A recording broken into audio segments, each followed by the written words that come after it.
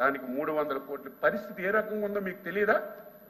ఈరోజు మా సోదరుడు రవికుమార్ గారు మాట్లాడుతున్నారు, ఉద్యోగస్తులకు ఏమీ చేయలేదని, తీవ్రమైనటువంటి అసంతృప్తులు ఉన్నారట. 5 సంవత్సరాలు మంత్రి గారు దయచేసి ఒక్క రోజైనా ఆలోచన చేయాలి. ఒక్క రోజైనా బడ్జెట్ గురించి బడ్జెట్ అధ్యక్ష మాట్లాడారు, మాట్లాడారు అధ్యక్ష. అర్థం చేసుకోండి. ఒక్క రోజైనా 1వ తారీఖు జీతం ఇచ్చారా? ఎంత బాధ! ఉద్యోగస్తులు పిల్లల పెళ్లిళ్ళ గురించి, ఆరోగ్యం గురించి దాచుకున్న డబ్బులు కూడా తీసుకొని ఈ రోజుకి ఇవ్వకపోతే ఉద్యోగస్తులు బాధపడుతుంటే అన్ని చేశామని చెప్పడం లేదు. మేము ఇచ్చిన హామీలన్నీ ఈ రోజే అమలు చేశామని చెప్పడం లేదు. రాష్ట్రం ఇబ్బందుల్లో ఉంది. నేను అడుగుతున్నాను, మాట్లాడితే డైరెక్ట్ బెనిఫిట్ స్కీమ్ కింద 3,50,000 కోట్లు మేము అకౌంట్లో వేసామని అందరూ మాట్లాడుతున్నారు. నేను అడుగుతున్నాను, ఎవరు వస్తారు రమ్మనండి. ఇప్పుడు 6 లక్షల కోట్లు అప్పు అంటున్నారు. తాటికాయంత అక్షరాలతో మీకు ఒకవేళ అర్థం కాకపోతే బ్లాక్ బోర్డు ఒకటి తెచ్చి 2019-24లో మీరు ఎక్కడెక్కడ ఎంత అప్పులు వాడారో అన్ని మేము పెడతాం. 10,40,000 కోట్లు అప్పు వాడారు. 3.5 లక్షల కోట్లు డైరెక్ట్ బెనిఫిట్ స్కీమ్ కింద ఇచ్చారు. ఆలోచన చేయాల్సింది ఎక్కడికి వెళ్ళింది? ఒక ప్రాజెక్ట్ కట్టారా? ఒక రోడ్ వేశారా? ఒక పరిశ్రమ తెచ్చారా? ఏం చేశారు మిగతా డబ్బు? ఇవి కాకుండా ప్రకృతి ఇచ్చిన సంపద అధ్యక్ష, ఇసుక మొత్తం సింగిల్ హ్యాండ్. ఈ రోజు మైన్స్ సింగిల్ హ్యాండ్ మీద మంత్రి గారు ప్రజల దగ్గర వచ్చిన రాబడి పోయింది. ప్రకృతి ఇచ్చినటువంటి సంపద మొత్తం దోచేసి ఈ రాష్ట్రాన్ని ఫైనాన్షియల్ గా అధోగతి చేస్తే 8 మాసాల్లో గర్వపడుతున్నాను. నేను కూడా 6 సార్లు ఎమ్మెల్యేగా హామీలు ఇచ్చాం, అధికారంలోకి వచ్చాం. పరిస్థితి చూస్తే దారుణంగా ఉంది. మనం చేయగలం. మంత్రి గారు హామీలు నెరవేర్చగలమా అని ప్రభుత్వం ఈ దేశంలో అర్థం చేసుకోండి. 29 రాష్ట్రాలు ఉన్నాయి. బడ్జెట్ సమయాన్ని 4,000 రూపాయలు పెన్షన్ ఈ దేశంలో ఎక్కడైనా ఇచ్చారా?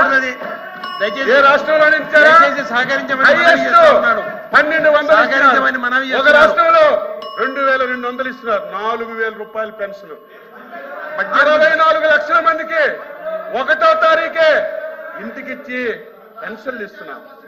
ఇవన్నీ ఒక్కొక్కటి చేసి ఒకటే మాకు ప్రజలు అచంచల విశ్వాసం నమ్మకంతో మాకు అధికారాన్ని ఇచ్చారు.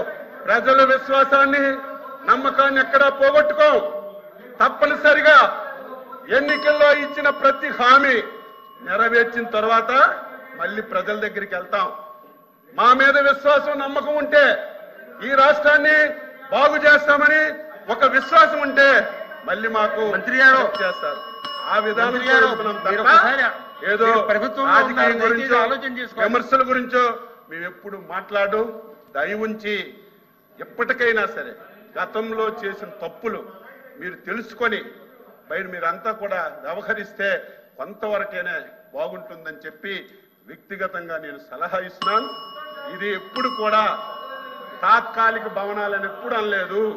ట్రాన్సిట్ సెక్రటేరియట్ కొత్తది కట్టిన తర్వాత దీన్ని కూడా మళ్ళీ ఉపయోగంలోకి తీసుకొస్తామని ముఖ్యమంత్రి గారు మేమందరం 100 సార్లు చెప్పినా సరే దాన్ని తప్పుదోవ పట్టించి తాత్కాలికం అని చెప్పి మీరు ఎంత చెప్పినా ఎవరు వినే పరిస్థితి ఉండదని ఈ సందర్భంగా సభ్యులందరికీ తెలియజేస్తూ మంచి సలహాలు ఇవ్వండి. ఇంకా ఆర్థికంగా ఏం చెయ్యాలో, ఏం విధంగా చేస్తే రాష్ట్ర ఆర్థిక పరిస్థితుందో మీరు చెప్తే మంత్రి గారు అధ్యక్ష ప్రభుత్వంలో బాగా రాష్ట్రంలో ఉన్నారు. 11 లక్షల కోట్లు అప్పు తెస్తే దయచేసి పెట్టారు. కనీసం 12,000 కోట్లు ఖర్చు పెట్టలేదు. కాదు ఎప్పుడు రాష్ట్ర ఆదాయం పెరుగుతుంది, ఎప్పుడు సంపద పెరుగుతుంది ఈ ఆలోచనలు చేయకుండా ఇష్టానుసారంగా మాట్లాడితే ఇది మంచి విధానం కాదు. మంచి సలహాలు ఇవ్వండి, మేము స్వీకరిస్తామని ఈ సందర్భంగా సభ్యులందరికీ తెలియజేస్తున్నాం. ఎల్ఓపి గారు. అధ్యక్ష, అచ్చెన్నాయుడు గారు సుదీర్ఘమైన ఉపన్యాసం ఇచ్చారు. వాస్తవాలను మరుగుపరుస్తూ వాస్తవాలను మరుగుపరుస్తూ నందిని బమ్మిని చేయడానికి వచ్చి ఆయన ప్రయత్నం చేశారు. ఈ సెక్రటరియట్ గురించి మాట్లాడినప్పుడు 10,000 అంటే రుషికొండ గురించి మాట్లాడారు. అది ప్రభుత్వ భవనం.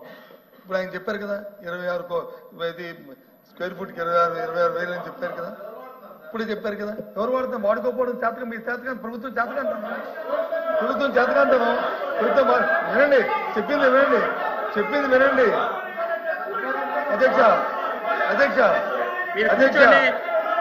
మీరు కూర్చోండి. అధ్యక్ష సమాధానం చెప్పనివ్వండి. అధ్యక్ష 26,000 స్క్వేర్ ఫుట్ కింద చెప్పారు కదా అధ్యక్ష. అందులో జరిగింది అధ్యక్ష. అందులో అవతకులు జరిగాయి కదా అధ్యక్ష. ఆయన ఉద్దేశం ప్రకారం అందులో దోపిడీ జరిగిందనే అనే ఉద్దేశమే కదా అధ్యక్ష. అది తప్పు జరిగిందనే అధ్యక్ష. నిన్నగాక మొన్న వాడికి ఉన్న కాంట్రాక్ట్కి ఇవ్వాల్సిన 80 కోట్ల రూపాయలు అనాపేక్ష చెల్లించారు అధ్యక్ష. ఏ కిక్ బ్యాక్ చెల్లించారు అధ్యక్ష. తప్పు జరిగితే ఎందుకు ఇవ్వాలి అధ్యక్ష? అధ్యక్ష కంప్లీట్ కానీ ఒకసారి చెప్పాలా కంప్లీట్ కానీ ఒకసారి ఆయన సమాధానం కంప్లీట్ కానివ్వండి. అధ్యక్ష మీకు అధ్యక్ష పాసింగ్ గా రిమార్కులు చేస్తే దానికి వెంటనే మీకు కౌంటర్ ఇవ్వాలి అధ్యక్ష. మంత్రి అదే ఎల్ఓపి గారు చెప్పారు మీరు అంత అవినీతి జరిగింది దానికి బిల్లు ఎందుకు ఇచ్చారు. ఎప్పుడు ఈ ప్రభుత్వం కక్ష సాధింపు ఉండదు. ఈ రోజు బిల్లు ఇచ్చింది వినండి పూర్తి చెప్పిన వరకు ఇవ్వండి. ఈ రోజు ఎవరైతే మీరు చెప్పారో ఎవరికైతే 100 కోట్లు బిల్లు ఇచ్చామని చెప్పారు రుషికొండ పని మీద ఇవ్వలేదు అధ్యక్ష. ఆయన ఇంకెక్కడో కాంట్రాక్ట్ చేస్తే ఆ పనులకు బిల్లు ఇచ్చారు తప్ప రుషికొండ మీద ఇవ్వలేదు. తెలుసుకోకుండా మీరు ఆ బిల్లు ఇచ్చారని చెప్పి ఏదో పేపర్లు వచ్చిందని చెప్పి మీరు మాట్లాడితే అది తెలుసుకోవాలి. మేము బిల్లు ఇచ్చాం కానీ ఆ కాంట్రాక్టర్ మిగతా ప్రాంతాల్లో ఎక్కడో పనులు చేస్తే దానికి బిల్లు ఇచ్చాం. అదే మీరైతే 5 సంవత్సరాలు తెలుగుదేశం హయాంలో చేసిన ఒక్క పనికి బిల్లు ఇవ్వలేదు, ఒక కార్యక్రమం చేయలేదు. మేము అలా కాదు అధ్యక్ష. కక్ష సాధింపు చర్యలు అనేవి మాకు దరిదాపుల్లో ఉండవు, రావు. ఇది తెలుసుకోమని చెప్పి కోరుతున్నాను అధ్యక్ష. ఏదో పేపర్ వాళ్ళకి ఈ రకంగా ఇచ్చారని చెప్పి వచ్చింది అధ్యక్ష. ఒకటి ఇచ్చారని ఆంధ్రజ్యోతి పత్రికలో వచ్చింది అధ్యక్ష. ఇదేమి కొన్ని సాక్షి పేపర్లే రాలేదు అధ్యక్ష. కొన్ని ఏదో చేసుకున్నారు తప్పుడు వార్త రాశారు. మీరే అంటారు కదా మంచి వార్త రాస్తారని. మరి ఆ పేపర్లోనే వచ్చింది అధ్యక్ష. ఆ తప్పు కాదంటే రేపు ఎంక్వైరీ చేయమని ఇప్పటికైనా సరే అందరూ అవకతవకలు జరిగితే ఎంక్వైరీ పోస్ట్ చేయమని అధ్యక్ష. ఎంక్వైరీ చేయండి. ఎంక్వైరీకి ఆదేశించండి. ఎంక్వైరీకి ఆదేశించండి. ఎవరు చేయమని అధ్యక్ష. తప్పు జరిగితే ఎందుకు చేయట్లేదు? ఎందుకు ప్రభుత్వం చేయట్లేదు? ఎందుకు వెనకంజ చేస్తుంది?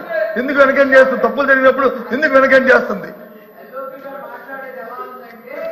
ఒకవేళ ఇక్కడ ఏదో ఒకటి మాట్లాడకపోతే తాడేపల్లి ప్యాలెస్ లో అక్షంతలు పడతాయని మాట్లాడటం తప్ప వేరేదేం లేదు అధ్యక్ష.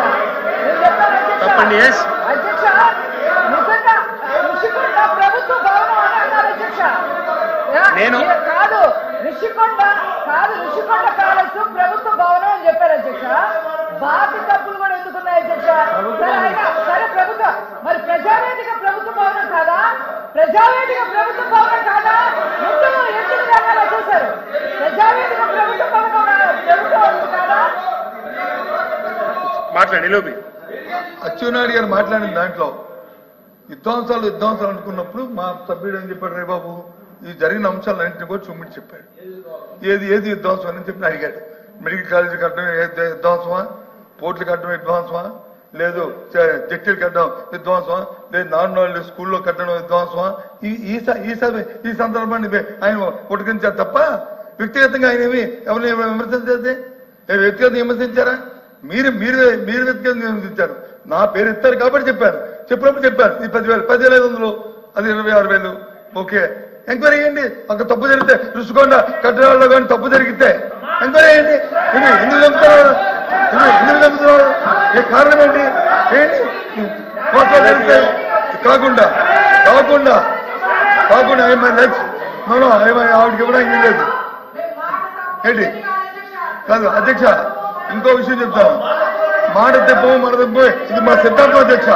మా కట్టుబడి ఇవాళ కూడా చెప్తాను అధ్యక్ష.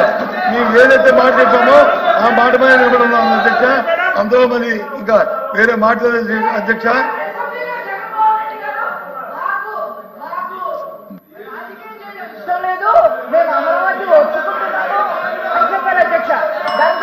దయచేసి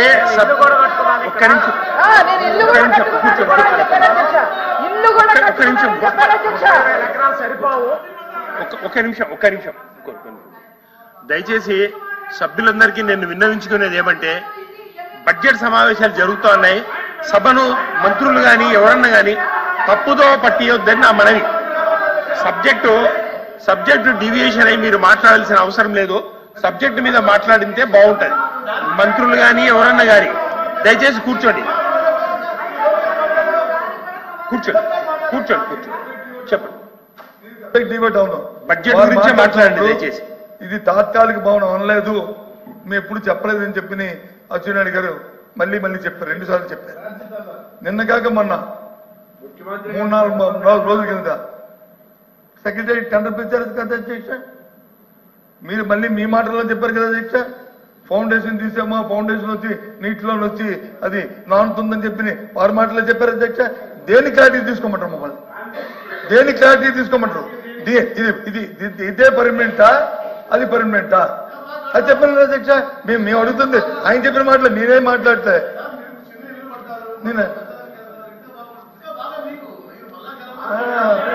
ఏమే మిస్ గారు దయచేసి ఇది కుటుంబం. ఇది చెన్నెల్లి కొండం పెద్దెల్లి కొండం కాదు కదా అధ్యక్ష. ఇది చెన్నెల్లి పెద్దెల్లి కాదు కదా. ప్రభుత్వం ప్రభుత్వానికి కన్స్ట్రక్టివ్ ఆలోచన ఉంటుంది. ప్రభుత్వానికి కన్స్ట్రక్టివ్ ఆలోచన ఉంటుంది. దయచేసి విమర్శలకి పశ్చిమర్శలు కాకుండా సబ్జెక్ట్ ఏది ఉందో సబ్జెక్ట్ కల్పని మీరు మాట్లాడండి. ఏదైనా సరే మీరు మాట్లాడుతూ సమాధానం చెప్పండి. అటు నుంచి అప్పుడు ఏమైనా జరిగింది తప్పులు ఏమైనా ఉంటే మీరు చెప్పండి. లేదు తప్పుల మీద వచ్చి మీరు ఎంక్వైరీ వేస్తారని వేయండి. తప్పులు ఇచ్చి నిలబెట్టండి.